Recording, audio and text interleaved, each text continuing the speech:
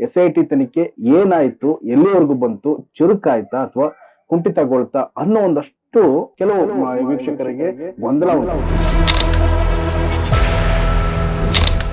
SIT ಅವರು charge sheet ಕೊಟ್ಬಿಟ್ರು ಅಂತ ಸುಳ್ಳು ಸುದ್ದಿಗಳನ್ನ ಹಾಕ್ತಿದ್ರು. ಧರ್ಮಸ್ಥಳದ ಹೆಸರು ಹಾಳು ಮಾಡಕ್ ನಾವು ಪ್ರಚೋದನೆ ಮಾಡಿದ್ವಿ. ಇಷ್ಟೇ SIT ತನಿಖೆ ಮೂರಾಯ್ತು. ಒಂದು ಗೊತ್ತಿರ್ಲಿ, SIT ಇದುವರೆಗೂ ಚಾರ್ಜ್ ಶೀಟ್ ಕೊಟ್ಟಿಲ್ಲ. SIT ಅಲ್ಲಿ ಏನು ಸಿಗ್ಲಿಲ್ಲ. SITಗೆ ಏನು ಸಿಕ್ಕಿಲ್ಲಂತೆ, ಏನು ಸಿಕ್ಕಿಲ್ಲಂತೆ. ಮುಗಿಬೇಕಂದ್ರೆ ಕಡಿಮೆ ಅಂದ್ರು. ಏನು ಮೂಳೆಗಳು ಸಿಗ್ಲಿಲ್ವಂತೆ. 1,000ಕ್ಕಿಂತಲೂ ಹೆಚ್ಚಿನ ಮೂಳೆಗಳು ಸಿಕ್ಕಿದೆ. ಪ್ರಜಾ ಫೋಕಸ್ ವಿಶೇಷ ಕಾರ್ಯಕ್ರಮಕ್ಕೆ ಸ್ವಾಗತ. ನಾನು ನಿಮ್ಮ ಕಿರಣ್ ಶೆಟ್ಟಿ. ವೀಕ್ಷಕರೇ, ನಾವು ಇವತ್ತು ಧರ್ಮಸ್ಥಳ ಗ್ರಾಮ ಪಾಂದಳ ಗ್ರಾಮದಲ್ಲಿ ನಾವು ಇವತ್ತಿದ್ದೀವಿ. ಇವತ್ತು ಈಗಾಗಲೇ ಸಾಕಷ್ಟು ಸತತ 1 ವರ್ಷಗಳ ಹಿಂದೆ ಕೂಡ ಸಾಕಷ್ಟು ಸುದ್ದಿಗಳೊಂದಿಗೆ ನಿಮ್ಮ ಮುಂದೆ ಪ್ರಸ್ತಾಪಿಸಿದ್ದೇವೆ. ಸೌಜನ್ಯ ಪರವಾಗಿ ಸೌಜನ್ಯರಿಗೆ ನ್ಯಾಯ ಸಿಗಲೇಬೇಕು ಅನ್ನೋದು ಒಂದಷ್ಟು ಹೋರಾಟಗಳು ನಡೀತಾ ಬಂದಿದೆ. ಹಾಗೆ ಪ್ರಜಾಧ್ವನಿ ಟಿವಿ ಕೂಡ ನಿರಂತರವಾಗಿ ಇಲ್ಲಿ ಏನ್ ನಡೀತಿದೆ ಅನ್ನೋ ನಿರಂತರವಾಗಿ ಸುದ್ದಿ ಪ್ರಸಾರ ಮಾಡ್ತೀವಿ. ಅದೇ ನಿಟ್ಟಿನಲ್ಲಿ ಇವತ್ತು ನಾವು ನಮ್ಮ ಜೊತೆ ಈ ಒಂದು ಸಂದರ್ಶನದಲ್ಲಿ ಗಿರೀಶ್ ಮಠಣ್ಣನವರು ಇದ್ದಾರೆ. ಸೊ ಈಗಾಗಲೇ ಸಾಕಷ್ಟು ಬಾರಿ ನಮ್ಮ ಜೊತೆ ಸಂದರ್ಶನ ಕೊಟ್ಟಿದ್ದಾರೆ. ಈಗಲೂ ಕೂಡ ಸಾಕಷ್ಟು ಮಾತಾಡೋದಿದೆ. ಹಾಗೆ ನೀವು ಒಂದಷ್ಟು ಪ್ರಶ್ನೆಗಳ ಕೇಳಿರ್ತೀರಿ, ಕಮೆಂಟ್ಸ್ಗಳೆಲ್ಲ ತಿಳಿಸ್ಕೊಟ್ಟಿರ್ತೀರಿ. ಆ ಒಂದು ಪ್ರಶ್ನೆಗಳ ಮುಂದೆ ಇಟ್ಕೊಂಡು ನಾನು ಡೈರೆಕ್ಟ್ ಆಗಿ ಗಿರೀಶ್ ಮಠನ್ ಅವರಿಗೆ ಪ್ರಶ್ನೆ ಕೇಳುವಂತ ಪ್ರಯತ್ನ ಬರ್ತೀನಿ. ಸರ್ ನಮಸ್ತೆ. ಸರ್, ಈಗಾಗಲೇ ನಮ್ಮ ಪ್ರಜಾಧ್ವನಿ ಟಿವಿ ಒಂದಿಗೆ ಸಾಕಷ್ಟು ಬಾರಿ ಸಂದರ್ಶನ ಕೊಟ್ಟಿದ್ದೀರಿ. ಸೌಜನ್ಯ ಪರವಾಗಿ ಇಲ್ಲಿವರೆಗೂ ನ್ಯಾಯಕ್ಕಾಗಿ ಹೋರಾಟ ನಡೀತಾ ಇದೆ. ಸೊ ಅದೇ ನಿಟ್ಟಿನಲ್ಲಿ ನೀವು ಕೂಡ ಇದರಲ್ಲಿ ಭಾಗಿಯಾಗಿ ನಿರಂತರವಾಗಿ ಅದಕ್ಕೆ ಹೋರಾಟದಲ್ಲಿ ಭಾಗಿಯಾಗಿ ನ್ಯಾಯ ಸಿಗ್ಲೇಬೇಕು ಅನ್ನೋ ನಿಟ್ಟಿನಲ್ಲಿ ನಿಂತ್ಕೊಂಡಿದ್ದೀರಿ. ಈಗ ಕಳೆದ ಒಂದಷ್ಟು ತಿಂಗಳ ಹಿಂದೆ SIT ಇಲ್ಲಿ ಸಾಕಷ್ಟು ಬೇರೆ ಬೇರೆ ರೀತಿಯಲ್ಲಿ ತೆಗೆದುಕೊಂಡ್ರು ಸಹ ಇವತ್ತು ಕೂಡ SIT ತನಿಖೆ ಏನಾಯ್ತು, ಎಲ್ಲಿವರೆಗೂ ಬಂತು, ಚುರುಕಾಯ್ತಾ ಅಥವಾ ಕುಂಠಿತಗೊಳ್ತಾ ಅನ್ನೋ ಒಂದಷ್ಟು ಕೆಲವು ವೀಕ್ಷಕರಿಗೆ ಗೊಂದಲ ಉಂಟಾಗಿದೆ. ಸರ್, ಇದು ಸ್ವಲ್ಪ ಸಂಕ್ಷಿಪ್ತವಾಗಿ ತಿಳಿಸ್ಕೊಳ್ಳಿ. ಹೌದು, ಗೊಂದಲ ಉಂಟಾಗಿದ್ ನಿಜ. ನಾವು ಕೂಡ ಈ ಪ್ರವಾಸದಲ್ಲಿದ್ದಾಗ ಸಾರ್ವಜನಿಕರು ಭೇಟಿಯಾದವರು ಕೇಳ್ತಿರ್ತಾರೆ, ಏನಾಯ್ತು, ಅದು ಟಿವಿಯಲ್ಲಿ ಬರ್ತಾನೆ ಇಲ್ಲಲ್ಲ, SIT ತನಿಖೆ ಏನಾಯ್ತು, ನಿಂತು ಹೋಯ್ತಾ ಅಂತ. ಒಂದು, SIT ತನಿಖೆ ನಿಂತಿಲ್ಲ. SIT ತನಿಖೆ ಮುಗಿಬೇಕಂದ್ರೆ ಕಡಿಮೆ ಅಂದ್ರು ಮಿನಿಮಮ್ 1 ವರ್ಷ ಬೇಕು. ಇವ್ರು ಏನ್ ಮಾಡಿದ್ರು, SIT ತನಿಖೆ ಶುರುವಾದಾಗ ಚಿನ್ನಯ್ಯ ಅವನು ಸುಳ್ಳು ಹೇಳಿದ್ದ ಅನ್ನೋದು, ಅದನ್ನ ಒಂದು ಕಥೆಯನ್ನ ಕಟ್ಟಿ ಟಿವಿ ಚಾನೆಲ್ಗಳ ಮುಂದೆ ಹರಿಬಿಟ್ಟು ಅದಿಷ್ಟೇ ತನಿಖೆ. ಚಿನ್ನಯ್ಯನಿಗೆ ನಾವು 4 ಜನ, ಮಹೇಶ್ ಶೆಟ್ಟಿ ತಿಮ್ಮರೋಡಿಯವರು, ನಾವು, ವಿಠಲ್ ಗೌಡ್ರು, ಜಯಂತ್, ಮತ್ತೆ ಯೂಟ್ಯೂಬರ್ಸು, ಅವನಿಗೆ ನಾವು ಏನೋ ಪ್ರಚೋದನೆ ಕೊಟ್ವಿ. ಧರ್ಮಸ್ಥಳದ ಹೆಸರು ಹಾಳು ಮಾಡಕ್ ನಾವು ಪ್ರಚೋದನೆ ಮಾಡಿದ್ವಿ. ಈ ತರ ಒಂದು ಸುಳ್ಳು ಕಟ್ಟುಕತೆಗಳನ್ನ ಕಟ್ಟಿ ಟಿವಿ ಚಾನೆಲ್ಗಳ ಮುಖಾಂತರ ಅದನ್ನ ಹರಿಬಿಟ್ಟು ಇಷ್ಟೇ SIT ತನಿಖೆ ಮೂರಾಯ್ತು. SIT ಅವರು ಚಾರ್ಜ್ ಶೀಟ್ ಕೊಟ್ಬಿಟ್ರು ಅಂತ ಸುಳ್ಳು ಸುದ್ದಿಗಳನ್ನ ಹಬ್ಸಿದ್ರು. ಒಂದು ಗೊತ್ತಿರ್ಲಿ, SIT ಇದುವರೆಗೂ ಚಾರ್ಜ್ ಶೀಟ್ ಕೊಟ್ಟಿಲ್ಲ. ಚಾರ್ಜ್ ಶೀಟ್ ಅಂತ ಹೇಳಿದ್ರೆ ಫೈನಲ್ ರಿಪೋರ್ಟ್ ಬರಬೇಕಾದ್ರೆ ಕಡಿಮೆ ಅಂದ್ರೂ 1 ವರ್ಷ ಬೇಕಾಗುತ್ತೆ. ಒಂದನೇದು. ಎರಡನೇದಾಗಿ, SITಗೆ ಏನು ಸಿಕ್ಕಿಲ್ಲಂತೆ, ಇದು ಹಬ್ಸಿದ್ರೆ ತಾನೆ. ಖಂಡಿತ ಸರ್. ಯಾಕಂದ್ರೆ ನಮ್ಗೂ ಒಂದಷ್ಟು ನಿಮ್ ಸಂದರ್ಶನ ಆಯ್ತು, ಅದಾದ್ಮೇಲೆ ಇಲ್ಲಿ ಲೈವ್ ಕೊಟ್ವಿ, ಇಲ್ಲಿ ಏನ್ ನಡೀತಾ ಇತ್ತು ಅಂತ ಉತ್ಖನನ ನಡೆಯೋ ಸಂದರ್ಭದಲ್ಲಿ ಕೊಟ್ವಿ. ಇದಕ್ಕೆ ರೀಸೆಂಟ್ ಆಗಿ ಒಂದಷ್ಟು ನಮ್ಗೆ ಪ್ರಶ್ನೆಗಳು ಬರ್ತವೆ ಸರ್. ಮತ್ತೆ ಇನ್ನೊಂದು ಹೇಳ್ಬೇಕಂತಂದ್ರೆ, ಯಾರ್ಯಾರು ಕಾಲ್ ಮಾಡಿದಿರಿ, ಗಿರೀಶ್ ಸರ್ ನಂಬರ್ ಕೊಡಿ, ಗಿರೀಶ್ ಸರ್ ಹತ್ರ ಮಾತಾಡ್ಬೇಕು ಅಂತ ಸುಮಾರು ಕಡೆಯಿಂದ ಕಾಲ್ ಮಾಡಿದ್ರಿ. ನಾನು ಅವ್ರ ಎದುರುಗಡೆನೆ ಕುತ್ಕೊಂಡಿದ್ದೀನಿ. ನಾನು ಈಗಲೂ ಹೇಳ್ತಿರೋದಂತೆ ಅದು ನಾನು ಕೊಡೋದಕ್ಕೆ ಸಾಧ್ಯ ಇಲ್ಲ. ಯಾಕೆಂತಂದ್ರೆ ಅವರ ಒಂದು ಇದು ಇಲ್ದಾನೆ, ನಾನು ಪರ್ಮಿಷನ್ ಇಲ್ದಾನೆ ಕೊಡೋದಕ್ಕೆ ಸಾಧ್ಯ ಇಲ್ಲ. ಸೊ ಇವಾಗ ನಿಮ್ಮ ಪ್ರಶ್ನೆಗಳಿಗೆ ಅವರು ಉತ್ತರ ನಿಜವಾಗ್ಲೂ ಕೊಡ್ತಾರೆ. ಖಂಡಿತ ಸರ್, ನೀವು ಹೇಳಿದ್ದು SIT ಮುಗಿದೋಯ್ತು, SIT ತನಿಖೆ ಮುಗಿದೋಯ್ತು, SIT ಅಲ್ಲಿ ಏನು ಸಿಗ್ಲಿಲ್ಲ. ಒಂದಷ್ಟು ಗೊಂದಲ ಹೆಂಗಿತ್ತು ಅಂತಂದ್ರೆ, ಅಲ್ಲಿ ಸಿಗ್ಲೇ ಇಲ್ವಂತೆ, ಏನು ಮೂಳೆಗಳ ಸಿಗ್ಲಿಲ್ವಂತೆ ಅಂತ ಕೆಲವು ಮಾಧ್ಯಮಗಳಲ್ಲಿ ವರದಿ ಮಾಡ್ತು. ಮತ್ತೆ ಇನ್ ಕೆಲವು ಸಿಕ್ಕಿದ್ರು ಕೂಡ ಅದಕ್ಕೇನು ಇದು ಮಾಡ್ಲಿಲ್ವಂತೆ, ಅಥವಾ ಇದಕ್ಕೆ ಸರ್ಕಾರ ತಲೆ ಕೆಡಿಸ್ಕೊಂಡಿಲ್ವಂತೆ. ಈ ತರ ಒಂದಷ್ಟು ಗೊಂದಲಗಳಾಗಿದೆ ಸರ್. ನೋಡಿ, ಈಗ ಮೊನ್ನೆ ಈ ಪ್ರಶ್ನೆಗೆ, SIT ಏನು ಸಿಗ್ಲಿಲ್ಲ ಅನ್ನೋ ಪ್ರಶ್ನೆಗೆ ಮೊನ್ನೆ SITನೇ ಅದರ ಕೆಲಸದ ಮುಖಾಂತರ ಉತ್ತರ ಕೊಟ್ಟಿದೆ. ಏನು ಅಂದ್ರೆ ಮೊನ್ನೆ ಅಂದ್ರೆ ಈಗ ಒಂದು 4 ದಿನಗಳ ಹಿಂದೆ FSLಗೆ ಮತ್ತೆ ಒಂದಿಷ್ಟು ಮೂಳೆಗಳನ್ನ ಕಳ್ಸಿಕೊಟ್ಟಿದ್ದಾರೆ. ಬಂಗ್ಲೆಗುಡ್ಡೆಯಲ್ಲಿ ಸಿಕ್ಕಿದ್ದು ಮೂಳೆಗಳನ್ನ ಕಳ್ಸಿಕೊಟ್ಟಿದೆ. ಇದುವರೆಗೂ ಕೂಡ 1,000ಕ್ಕಿಂತಲೂ ಹೆಚ್ಚಿನ ಮೂಳೆಗಳು ಸಿಕ್ಕಿದೆ. ಅಂದ್ರೆ ಇಲ್ಲಿ ಏನು ಬಂಗ್ಲೆಗುಡ್ಡೆ ಮತ್ತೆ ಇನ್ನಿತರ ಏನು ಉತ್ಖನನ ಆಯ್ತು? ಹೌದು 1,000 ಹೆಚ್ಚು ಮೂಳೆ ಸಿಕ್ಕಿದೆ. ಅದನ್ನ FSLಗೆ SIT ರವಾನೆ ಮಾಡಿದೆ. ಇನ್ನೂ ಮಾಡ್ತಾನೆ ಇದೆ, ಬ್ಯಾಚ್ ವೈಸ್. ಯಾಕಂತ ಹೇಳಿದ್ರೆ ನೋಡಿ, ಇಲ್ಲಿ 1000 ಮೂಳೆಗಳು ಅಂತ ಹೇಳಿದ್ರೆ ಅದು ಇಬ್ಬರದು ಆಗಿರ್ಬೋದು, ಒಬ್ಬರದು ಆಗಿರ್ಬೋದು, 100 ಆಗಿರ್ಬೋದು, ಮನುಷ್ಯರದು ಆಗಿರ್ಬೋದು, 1,000 ಮನುಷ್ಯರದು ಆಗಿರ್ಬೋದು. ಅದು ಗೊತ್ತಾಗೋದು ಹೆಂಗೆ? DNA ಅನಲೈಸಿಸ್ ಮಾಡಿದಾಗ. ಅಂದ್ರೆ ಒಂದು ಕೈ ಮೂಳೆಯನ್ನು ಸಿಕ್ಕಿರ್ತದೆ, ಇನ್ನೊಂದು ಕಡೆ ಕಾಲಿನ ಮೂಳೆ ಸಿಕ್ಕಿರ್ತದೆ. ಎರಡು ಒಬ್ಬೊಂದೇ ಹೌದು ಅಲ್ಲೋ ಅನ್ನೋದಕ್ಕೆ DNA ಮ್ಯಾಚ್ ಮಾಡಬೇಕು. DNA ಮ್ಯಾಚ್ ಮಾಡಿದಾಗ ಗೊತ್ತಾಗುತ್ತೆ.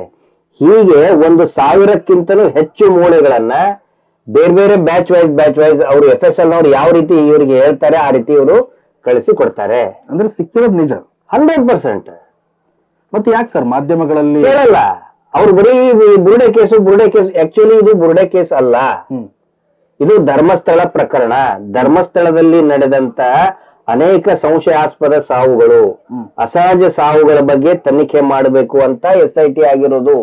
ಬಟ್ ಆದ್ರೆ ಇಲ್ಲಿ ದಾರಿ ತಪ್ಪಿಸಿದ್ದು ತಿಮ್ಮಾರೋಡಿ ಮತ್ತೆ ಗಿರೀಶ್ ಮಟ್ಟಣ್ಣನವ್ರ ಕಟ್ಟುಕತೆ ಇದು ಅಂತ ದಾರಿ ತಪ್ಪಿಸಿದ್ರು. ಹಂಗಿದ್ರೆ ಇಷ್ಟೊತ್ತಿಗೆ SIT ಕ್ಲೋಸ್ ಆಗ್ಬೇಕಿತ್ತಲ್ಲ. ಇಷ್ಟೊತ್ತಿನವ್ರಿಗೆ ಬರೀ ಚಿನ್ನಯ್ಯನವರ ಒಂದು ಇದಿಟ್ಕೊಂಡು, ಯಾಕೆಂದ್ರೆ ಯಾವಾಗ ಚಿನ್ನಯ್ಯನವರು ಅರೆಸ್ಟ್ ಆಗ್ತಾರೆ, ಚಿನ್ನಯ್ಯನವರ ಹೇಳಿಕೆ ತಗೊಳ್ತಾರೆ. ಅದಾದ ನಂತರ ಮಾಧ್ಯಮದಲ್ಲಿ ಪ್ರಕಟಣೆಗೊಂಡಿದ್ದೇನಂತಂದ್ರೆ ಮಹೇಶ್ ತಿಮ್ಮಾರೋಡಿ ಮತ್ತೆ ಗಿರೀಶ್ ಮಟ್ಟಣ್ಣನವರು ಎಲ್ಲರ ಏನು ದಾರಿ ತಪ್ಪಿಸಿದ್ರು, ಎಲ್ಲರೂ ಇದ್ರ ಜೀವದ ಜೊತೆ ಆಟ ಆಡಿದ್ರು. ನಾನು ಇದನ್ನ ಎಳೆಯಾಗಿ ಬಿಚ್ಚಿಡ್ತೀನಿ. ಚಿನ್ನಯ್ಯ ಉಲ್ಟಾ ಹೊಡೆದ ಅಂತ ಹೇಳಿದ್ದೆ ಯಾವಾಗ ಇವರು? SIT ತನಿಖೆ ಶುರುವಾಗಿ 2 ತಿಂಗಳ ಆದ್ಮೇಲೆ. ನೋಡಿ, ಇಲ್ಲಿ ನಾನು ಕೇಳೋದು ಒಂದೇ ಪ್ರಶ್ನೆ. ಅವರು ಈ ಸುಳ್ಳು ಪ್ರಪಗಂಡ ಮಾಡ್ತಾ ಇದಾರಲ್ಲ, ನಕಲಿ ದೇವಮಾನವನ ಪರವಾಗಿ ಇರ್ತಕ್ಕಂತಹ ಆ ಒಂದು ಗ್ಯಾಂಗ್ ಏನಿದೆ, ಅವರು ಏನು ಸುಳ್ಳು ಅಪಪ್ರಚಾರ ಮಾಡ್ತಾ ಇದಾರಲ್ಲ, ಇವರು ಚಿನ್ನಯ್ಯನಿಗೆ ಸುಳ್ಳು ಹೇಳಕ್ ಹೇಳ್ಕೊಟ್ರು ಅಂತ ಹೇಳಿದ್ರೆ, ಚಿನ್ನಯ್ಯ ಕೊನೆಗೆ ಅವನು ನಿಜ ಹೇಳ್ಬಿಟ್ಟ, ಅವನು ಉಲ್ಟಾ ಹೊಡೆದ ಅಂತ ಹೇಳ್ತಾರಲ್ಲ. ಒಂದು ವೇಳೆ ನಾವು ಅವನಿಗೆ ಸುಳ್ಳು ಹೇಳ್ಕೊಟ್ಟಿದ್ರೆ, ಹೌದಾ, ಈಗ ಕೋರ್ಟಲ್ಲಿ ಬಂದು ಹೇಳಿದ್ನಲ್ಲ, ಕೋರ್ಟ್ನಲ್ಲಿ ಹೌದು ಜುಲೈ ತಿಂಗಳಲ್ಲಿ ಹೇಳಿದೆ ನಾವು, ಜುಲೈನಲ್ಲಿ ಮೇ ಬಿ ಜುಲೈ 12ನೇ ತಾರೀಕಿಗೆ ಕೋರ್ಟ್ ನಲ್ಲಿ ಸ್ಟೇಟ್ಮೆಂಟ್ ಕೊಡ್ತಾನೆ. ಆದ್ರೆ 3ನೇ ತಾರೀಕಿಗೆ FIR ಆಗತ್ತೆ, ಜುಲೈ 1ಕ್ಕೆ ಅವನು ಸ್ಟೇಟ್ಮೆಂಟ್ ಕೊಡ್ತಾನೆ. ಹಾಗಿದ್ರೆ ಆ ಕೋರ್ಟ್ ಅಲ್ಲಿ ಅವನು ಹೇಳಿದ್ದು ಸುಳ್ಳು ಆಗಿದ್ದಂತ ಹೇಳಿದ್ರೆ, ಕೋರ್ಟ್ ನಲ್ಲಿ ಬಂದ ನಂತರ ಪೊಲೀಸ್ ಸ್ಟೇಷನ್ ಅಲ್ಲಿ ಹೇಳಿಕೆ ಕೊಟ್ಟಿದ್ದಾನೆ. ಯಾವ್ದು ಧರ್ಮಸ್ಥಳ ಪೊಲೀಸ್ ಸ್ಟೇಷನ್ ಅಲ್ಲಿ ಒಂದೇದ್ದು, ಅಲ್ಲಿ ಹೇಳ್ಬೋದಾಗಿತ್ತಲ್ವಾ, ನಾನು ನಿನ್ನೆ ಕೋರ್ಟ್ ಅಲ್ಲಿ ಹೇಳಿದ್ದು ಸುಳ್ಳು, ನನಗೆ ಸುಳ್ಳು ಹೇಳಕ್ ಹಚ್ಚಿದ್ರು ಅಂತ ಹೇಳ್ಬೋದಾಗಿತ್ತಲ್ಲ. ಅವಾಗ ನಾವೇ ಚಿನ್ನಯ್ಯನ ಜೊತೆಗೆ ಇದ್ದಿದ್ದಿಲ್ಲ, ಅಡ್ವೊಕೇಟ್ ಏನ್ ಚಿನ್ನಯ್ಯನ ಜೊತೆಗೆ ಇದ್ದಿದ್ದಿಲ್ಲ. ಒಂದು ಎನ್ಕ್ವೈರಿ, ಇಂಡಿಪೆಂಡೆಂಟ್ ಎನ್ಕ್ವೈರಿ ನಡಿಬೇಕಾದ್ರೆ ಯಾರು ಇದ್ದಿದ್ದಿಲ್ಲ. ಅದಾದ ನಂತರ ಇನ್ನೊಂದು ಸರಿ ಎನ್ಕ್ವೈರಿ ಮಾಡ್ತಾರೆ ಧರ್ಮಸ್ಥಳ ಪೊಲೀಸರೇ, ಮಂಗಳೂರಲ್ಲಿ ಮಾಡ್ತಾರೆ. ಅವ್ರೊಬ್ಬನ್ನೇ ಕರ್ಕೊಂಡು ಹೋಗಿ ಅವಾಗ ಹೇಳ್ಬೋದಾಗಿತ್ತಲ್ಲ ಚಿನ್ನಯ್ಯ.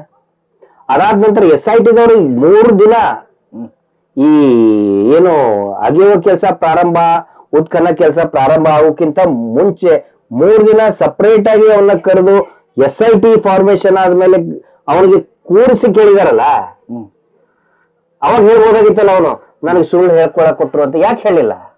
ಹೇಳ್ಬೋದಾಗಿತ್ತಲ್ಲ. ಚಿನ್ನಯ್ಯ ಇಲ್ಲ ನಾನು ಸುಳ್ಳು ಹೇಳಿದ್ದೀನಿ ಅಂತ ಯಾವಾಗ ಹೇಳಿದ ಹೇಳಿ? ಯಾವಾಗ ಅವ್ರನ್ನ ಪೊಲೀಸ್ ಕಸ್ಟಡಿಗೆ ತಗೊಳ್ತಾರಲ್ಲ, SIT ಅವರು ಕಸ್ಟಡಿಗೆ ತಗೊಳ್ತಾರಲ್ಲ, ಕಸ್ಟಡಿಗೆ ತಗೊಂಡು ಬಂದು ಅವನನ್ನ ಜೈಲಿಗೆ ಹಾಕಿ, ಜೈಲಿಂದ ಒಂದು ಎನ್ಕ್ವೈರಿ ಮಾಡಿ ಅವ್ನ ಜೈಲ್ ಒಳಗಡೆ, ಅವಾಗ ಅಲ್ಲಿಂದ ಕೋರ್ಟಿಗೆ ಕರ್ಕೊಂಡು ಬರ್ತಾರವನ್ನ. ಕೋರ್ಟಿಗೆ ಅಲ್ಲಿ ಉಲ್ಟಾ ಹೊಡೆದ ಅಂತ ಹೇಳ್ತಾರೆ. ಅಂದ್ರೆ ನೋಡಿ, ಪ್ರಾರಂಭದ ದಿನಗಳಲ್ಲಿ ಅವನು ಕೋರ್ಟಿಗೆ ಬಂದು 164 ಸ್ಟೇಟ್ಮೆಂಟ್ ಕೊಟ್ಟಾಗ ಅವನಿಗೆ ಭಯ ಇದ್ದಿದ್ದಿಲ್ಲ. ಭಯಮುಕ್ತ ವಾತಾವರಣದಲ್ಲಿ ಅವನು ನಿಜ ಹೇಳಿದ. ಆದ್ರೆ ಯಾವಾಗ ಅವನು ಪೂರ್ತಿಯಾಗಿ ಪೊಲೀಸರು ಸುತ್ತುವರೆದ್ರು, ಭಯ ಶುರು ಆಯ್ತು ಅವನಿಗೆ.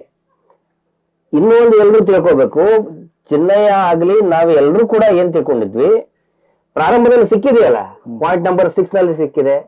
ಆ ನಂತರ ಇಮಿಡಿಯೇಟ್ ಆಗಿ ಏನಾದ್ರು ಅವ್ರನ್ನ ಯಾರು ದಣಿಗಳು ಅಂತ ಹೇಳ್ತಾರೆ, ಧರ್ಮಸ್ಥಳದ ದಣಿಗಳು, ಅವ್ರನ್ನ ಕರೆದು ಎನ್ಕ್ವೈರಿ ಮಾಡಿದ್ರು ಎಲ್ರಿಗೂ ಧೈರ್ಯ ಬರ್ತಿತ್ತು, ಹೌದಪ್ಪ SIT ಸರಿಯಾದ ದಿಕ್ಕಿನಲ್ಲಿ ಸಾಕ್ತಾ ಇದೆ. ಅವ್ರು ಕರೀಲಿಲ್ಲ,